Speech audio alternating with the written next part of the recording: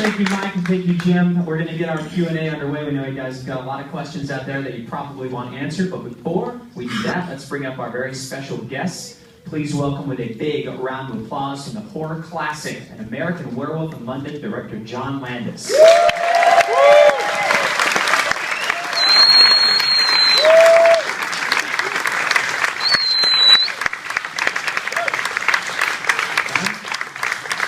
And another John from the hit Resident Evil. Please welcome John Diamonon.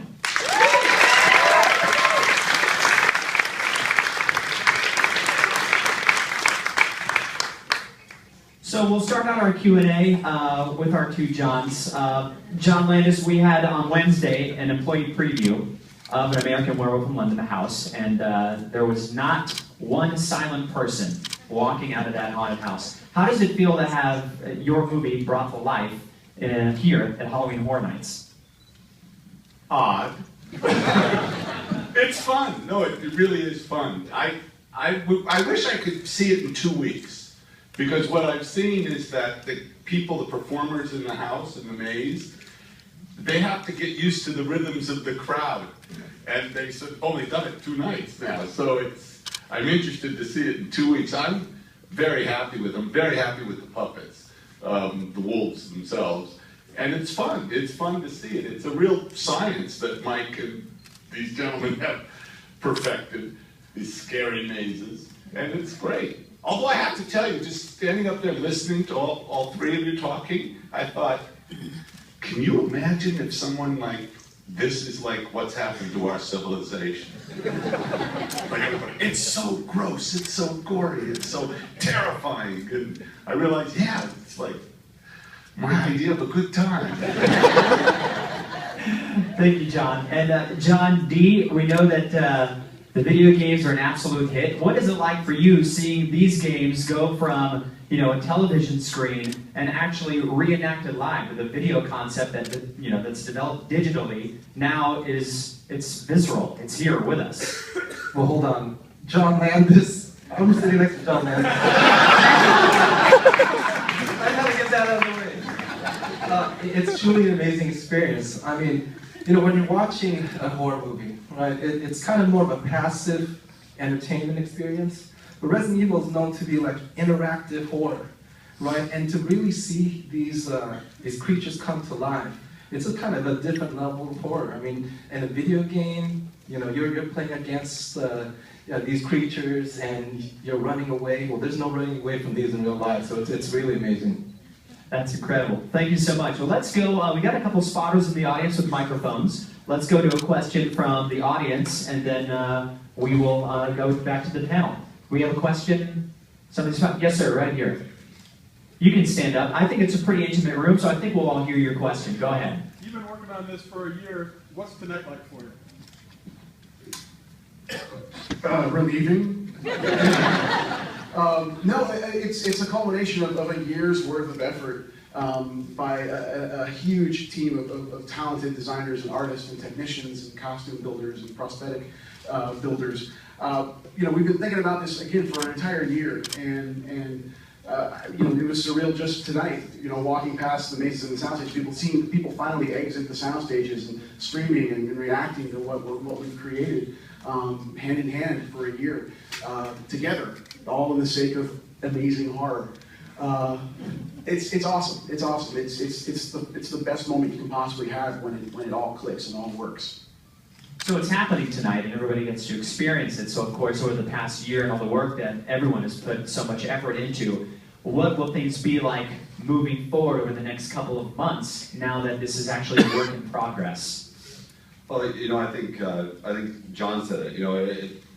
You go from tonight and from our preview night, and over the next couple of weeks, the event just built its own energy. The cast in the houses get sharper. They build a rhythm. They see people come through the house. They get that energy from them. They get sharper in their scares and their attacks. The streets get more timing. It just gets better and better. The event just builds and builds and builds. And for us, it's a culmination of that year of taking it from a piece of paper and a thought and an idea. Tonight is all about the scream. You hear the scream for the first time. And it's Well, awesome. there is so much work, as you were saying, that is put into it, and of course it evolves. And you could say that there are others out there that have tried to do something like this. What makes our event here at Universal Orlando the best Halloween party, as you would call it? What makes it the best event? Well, I'll brag I'll exclude myself and brag on everybody else that works on it.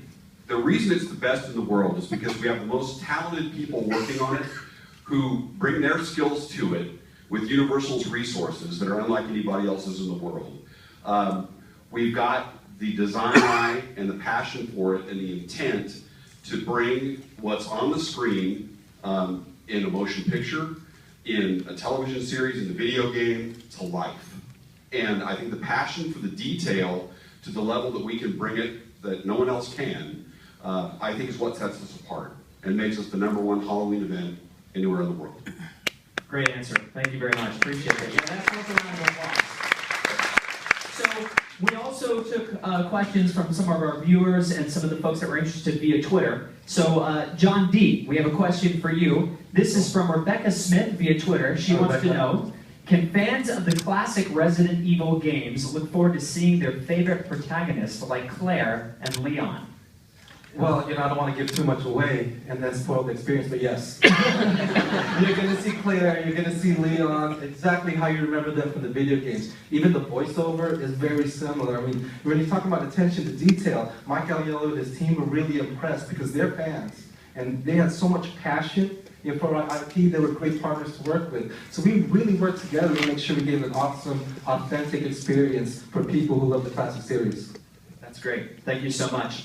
Laura, this question is for you. Why did you decide to dedicate this year's street experience solely to The Walking Dead? Because we've had a lot over the years. There have been a lot of different dynamics and a lot of different characters. Why evolve all the characters around that particular series? Well, with the success of our house last year that we did, and with the amazing success of the AMC television series, it was just the perfect timing for us to take our whole street program, revamp it, really take one IP and create this spectacular, large-scale experience throughout the entire park. With The Walking Dead, like I said, the 3 seasons gave us a lot to work off of, and it just fit within our environments. Each season fit perfectly within the different environments we had in the park. So it was just a really good relationship and a really good marriage. Fantastic. Can't wait to see it. Let's take another question from the audience. Yes, sir, right here in the front. For John D. and Mike, I guess, Resident Evil is a huge franchise at this point with multiple games, multiple movies. How did you decide? You said you're mostly focusing on the second and third game. How did you decide, here's the era we'll focus on? Is that a question for you, or do you want me? I think it's tandem, I believe. Okay. Well, you know what? We'll talk together at once. So, If you ask, I'll take the first one. First part. Sorry to steal the thunder here. If you ask our fans, some of the favorite games in the series is Resident Evil 2 and 3, but we really wanted to focus on the environment surrounding Raccoon City. And for those of you who don't know what Raccoon City is, it's this Midwestern town where a viral catastrophe happens that's turning all these inhabitants into zombies and other creatures we call bioorganic weapons. And so just capturing that whole mood, that whole mystery surrounding this viral outbreak, I think was important to us and important to the fans. I mean, they really were calling for some more classic survival horror, which is one of our pillars of our franchise. and for us, translating 2 and 3, it was more about the textures involved with that. The color palette is a bit different. Last year the video game was about bringing that video game to life, whereas this year we really tried to put players into the game, down to when you walk through the maze, when you're not getting scared out of your wits, keep a close eye on some of the props that are in the rooms, because we've actually placed items from the game sprinkled throughout the maze. The lighter, we have a save point room, Yes. The ammo. Wait a minute. I've been in these houses. People aren't going, oh, look. No, I saw them and they're going like this. Ah! That's so funny. I love that. They're going like, what remarkable attention. Do you remember August 17th? I was in the den playing the game. That lamp. I'm scared shitless.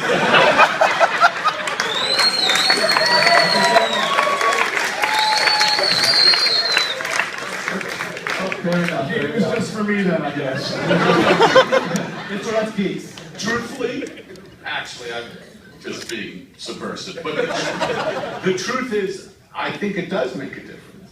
I mean, I just know from Werewolf, it's like 6 people just from that little group said to me, oh, they had the Mickey Mouse. From, you know, so I'm thinking, okay, so I'm just teasing. I'm sure, though, speaking of that, you do make a good point. If I'm a gamer, and this is my favorite game, maybe going into the house, I'm thinking, I'm going to look for these things. I want to feel like I am in the game, just having a slightly different experience this time.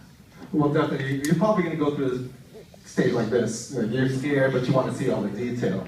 But I think that attention to detail, really, it was interesting to watch the whole creative process go through. I mean, everything from the slightest touches, like how the ears of the zombie dogs would point. We went through a couple revisions on that. And it's funny because you think, well, that's a really small detail. But see, something about Resident Evil fans is that we have the most loyal, vocal, and critical fans in the whole industry. And I say that very lovingly. But anytime they see any sort of inaccuracy, they're the first ones to tell us, and we're really respectful, of our fan base like that. It is really just to provide the best experience possible for our fans. Well, you're definitely going to get it. Let's take another question from the audience here. Yes, sir. Fine, sure. John Landis, just wondering, when you made werewolf, horror was still a very niche genre. Can you explain, do you have any reasoning why it's gone so mainstream in the last maybe in the last 10 years, it's really taken off? It's not just horror, science fiction and fantasy.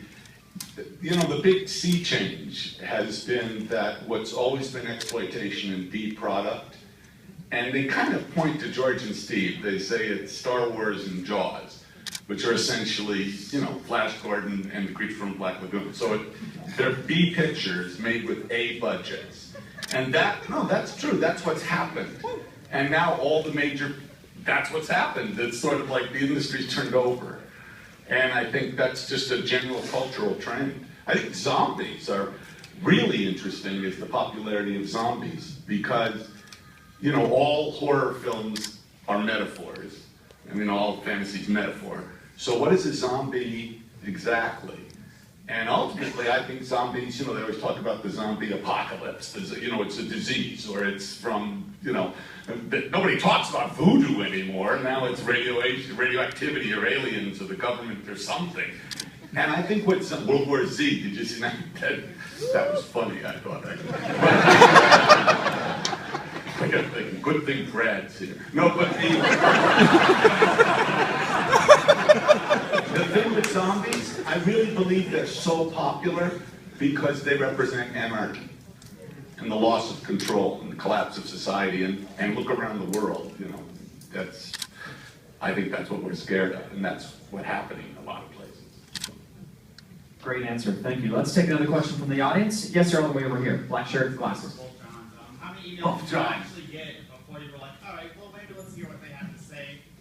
So how many emails did you get before you were like, all right, let's listen to what they have to say? Who? Are you talking about being convinced to allow their product to be, okay.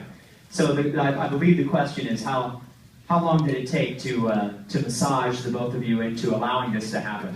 I think I wrote about 500 emails over to Michael saying, please use our IP. It was the opposite effect. It was the other way around, actually. Well, actually, they had asked me for quite a while. You said 5 years. I guess it predates you, but they've asked me for a while, and I've always been hesitant. But in fact, I came. Mr. Timon had me. No, sorry. Jim Timon had me come down. And he's French. Nobody knows. They have a whole horror maze called, you know, the Eclair of Death. Don't reveal our secrets too soon. Well, we've had a long day, so I'm sorry. But anyway, you know what? I came and actually, it's you. I learned you're the person from the chainsaw people, huh? I was here at the bar. You know, I turned the lights down and I came. You know, the later it is, the scarier it is. And I came, and all of a sudden there was this horrendous noise. And I look over and there were like 11 Leatherface guys. It's really loud, charging me. And I thought, I'm scared. I mean, it really was intense. Well, you know, okay.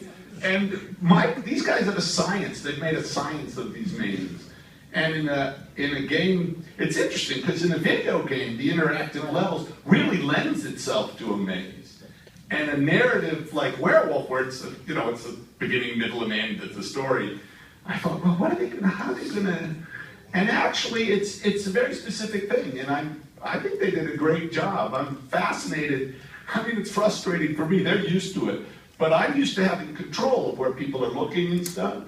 And just watching, I've only seen a couple hundred people go through, but I keep thinking, wait, they're so scared, they jump at this, and so they walk real fast, and I go, but you didn't see that. And there's this amazing, the first kill on the moors is incredibly well done. And they're all running screaming. They're not looking. I keep thinking, don't you want to see that? There was so much work in that. They're 200 feet away. I don't know. It's interesting, and I realized that every time they go through the maze, it's a different experience.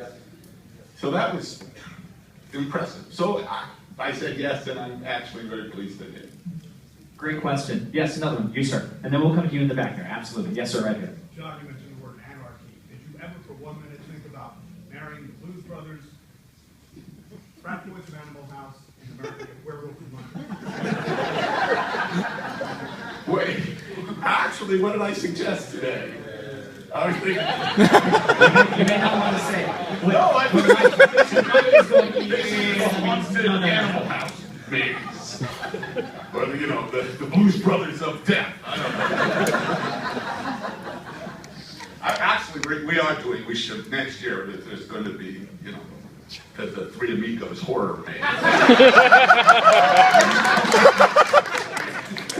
Watch out for the hip press. All right, let's go into the house of the young lady that was here. Yes, ma'am. Go and stand up if you would. So, tell us a secret. What's Halloween Horror Nights 24 going to be like? Different from 23. That's all I can say. Spoilers? Yes, it'll be scary. That means no. Next question. Yes, sir. 23 years of Halloween Horror Nights. Why did it take so long for American Werewolf to be Well, because John Landis was incredibly difficult to convince.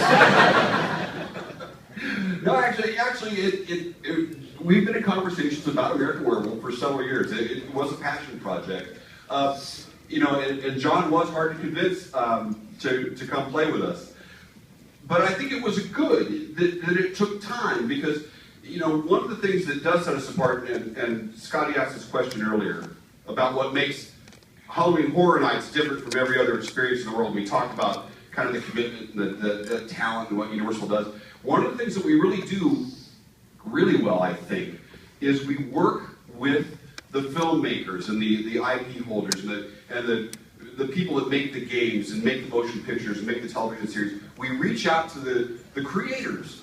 We want them involved with us. We know how to do Halloween. We do it better than anybody in the world. And John said it. We have a science to it. But we want to reach out to the people who created it, who made it, who wrote it, who filmed it, who designed it themselves originally. And it took us a long time to bring Werewolf here. And I think it pays off. That time that it took gave us a lot of time to think about it. And a lot of time to work with John to create it. And so it took a long time. But it was worth it. I think you'll see it tonight. Well, I think it also serves itself as well, from what John was saying as far as what's going on in our current culture, and also fads, would you say, lend a lot to what the experience is going to be at a certain time. So, as you guys are so great at doing, is projecting what a new fad or how the culture is changing. You kind of, because I'm thinking back while you're answering that, on 14 and 7, it just seems like every time there's a Halloween Horror Night, some way, shape, or form, it fits the fad and the culture of what we're experiencing at that particular time. So, you guys are like decades ahead of yourselves. Let's go into the center here. Yes, sir. This is for John Landis. Going back 32 years plus to when you made American Werewolf, Animal House, and Blues Brothers, did you ever think in your wildest dreams that those movies become part of the touchstones of the Universal Studios experience? Being in the... No. Well, what has that been like, I guess, seeing these endure? Where every night people see it, it's spectacular. I've been very lucky that I've made a number of films that's still playing. And a movie, the only test of a movie, it's not contemporary reviews, it's not how much money it makes, it's time. So if you can watch a movie 30 years later and it's still entertaining you, I'm delighted, I'm thrilled. But no, I mean, I made for Universal a picture called Into the Night. You'll notice there's no Into the Night ride. That picture made no money, and people went, Michelle Pfeiffer, who? It's just gone. And that was a failure. But I worked just as hard on that as I did on the successes. You never know. It's all about the zeitgeist and timing and luck. I'm going to get to your question here in a second. We do have a Twitter question we want to get to. This is for Laura. This is from Tyler Scott via Twitter. Can you give a little insight into the Bill and Ted show as it comes together and a pretty big part of Halloween Horror Nights as well? I know we've talked about some of the great mazes and other concepts, but what about Bill and Ted? I'll take this one. Bill and Ted, I think this is the 22nd year for that show. Pop culture spoof show, makes fun of literally everything that's happened over the past year. The one thing that we kind of put into the show this year, differently than what we've done in the past, is it does have a horror element to it. It actually is a Halloween adventure this year. It's on a camp with teenagers, celebrity teenagers that you may know of. And so it has a horror aesthetic this year. We haven't really done that with Bill and Ted in the past. So that was kind of a neat item to kind of inject into the show this year. But it's still very much Bill and Ted. And I just love the fact that it's still Bill and Ted. That it's still those guys. Because I think nowadays, most people know them from our show rather than the movie at this point. Although I hear pre-tell there's talk of a third, which would be frighteningly cool, maybe. But it's rocking and rolling. And Jason Horn was the writer and director of that show this year. He's done a really great job. I hope you guys enjoy it tonight. Thank you for the answer. Hey, Yes, Scotty, sir. Yes. we're going to take 2 more questions. Okay, sounds good. Do you have someone there that has a question with you, or I'll just go to the audience again? 2 more questions or what? I think we maybe Press go midnight conference with of John. death. Yes, ma'am, right here in the second row. Yes, ma'am. Yes. Thank you. When you guys consider what you guys are going to do as a house, how important is it? A few years ago, you had Phantom of the Opera and Silver Screen. You have Silver Screens, you have An American Werewolf in London. How important is it to reach back while you're reaching forward and sort of bring horror genre fans from the past? Because there are a lot of people here who may not have seen some of those films. So how do you figure out what you're doing next?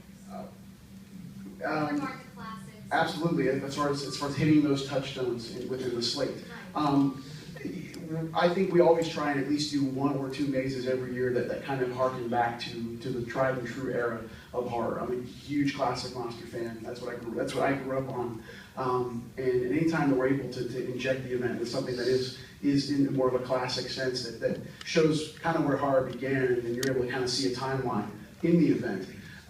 I think that's important. I think it's also really cool that people who may have not seen the film in any given year that we're representing it in a more classic sense, it almost is a gateway. Like they'll experience the maze first and then discover, oh, I really want to kind of see what that was based on. And I'm sure there's kids and teenagers going through the mazes this year that may have never seen An American Werewolf in London. This will be their first view into that realm. And they'll leave here and go, I want to see what they adapted. I want to see how that worked in John's film.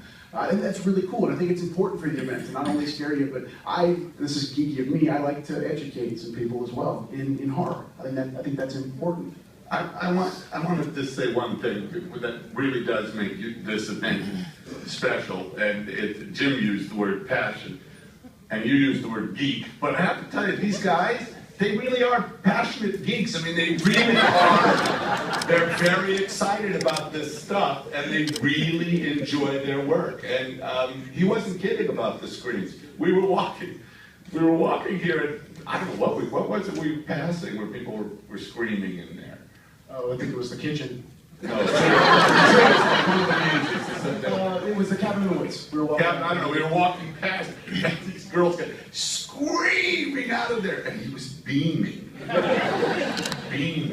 I mean, and that you can't buy that. I'm serious, that kind of enthusiasm. I mean, it makes it special. Also, I want the people who work here, who sign up for Halloween, how many scared, what do you call them? Characters. How many? About 1,000. 1,000 people come for minimum wage, you know.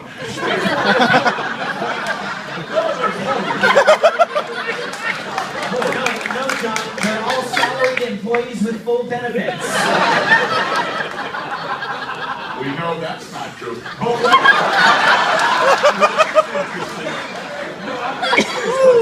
Have a new hero. What percentage of them are repeat who come back? There's probably 90% of our characters that come back every year. Yeah, every year in July, the first audition. We have a big reunion audition, and every year it seems to grow, and every year more and more of our characters are coming back. So what's crazy is, it used to take us all the way up till October to cast this entire event and keep it cast. Now we're cast by the second week of July. So it's pretty amazing. But it's that level of enthusiasm. They're really into it in a way that you can't buy it. I mean, it's really an interesting thing. We'll tell them about it. There's a lawyer from Tampa.